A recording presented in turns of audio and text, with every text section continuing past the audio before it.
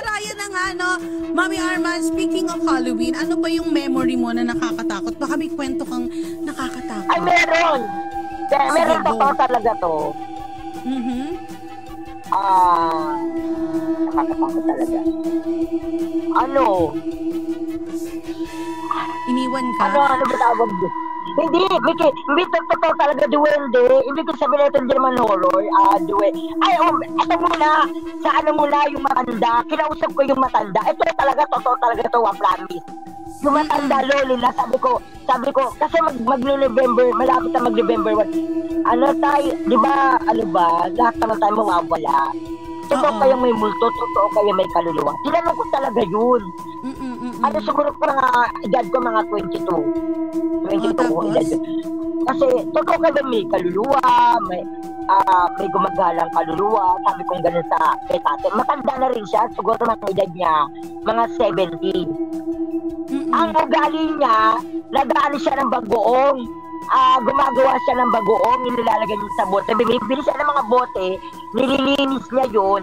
Tapos nilalagyan niya ng aksara, bagoong, kasi binibenta niya sa mga palengke.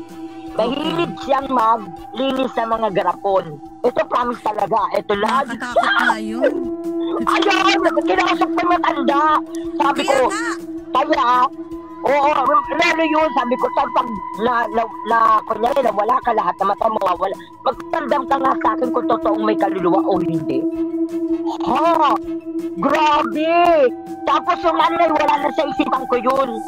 Siguro, di ba naman yung kumbaga matagal-tagal na rin. Tapos namatay na nga, inatake. Alam mo ba, kinalabutan ako, di ba?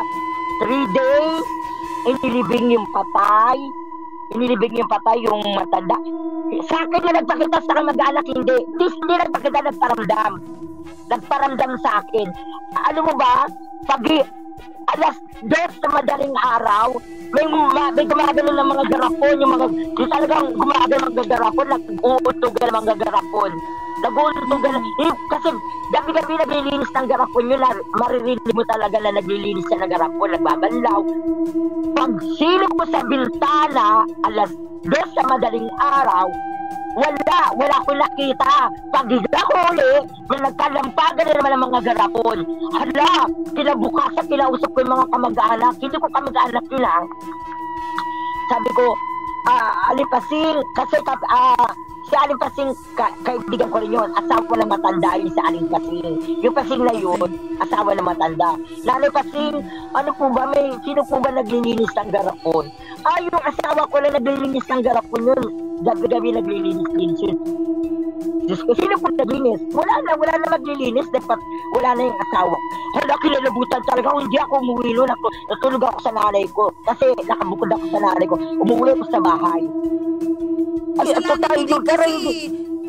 kasalanan mo kasi, sinabihan mo siya magparamdam sa'yo, tinawag mo kasi. Ay, nagparamdam nga, pero hindi ko siya nakita. Buhay pa siya, no, pero sinabi magparamdam ka na. Hindi, patay na siya. Totoo talaga, promise talaga, kinilabutan talaga. Alam mo, ilang araw ko hindi nakatulog, hindi ako umuwi sa bahay ko. Yung bahay na maliit lang, squatter lang yun. Squatter lang yun, nabili ko yung bahay na squatter.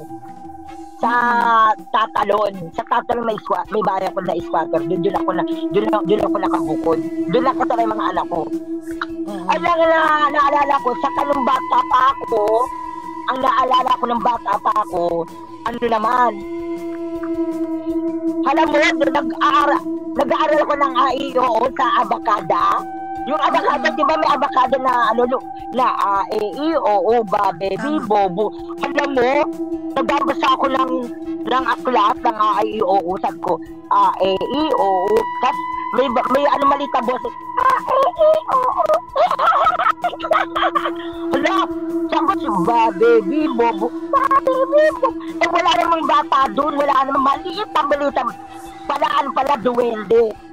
Binabantayan ako. Kumbaga, at least may natutunan din duwende talaga. Probinsya, parang maraming mga pulo-pulo. Kumbaga, parang province, ganun.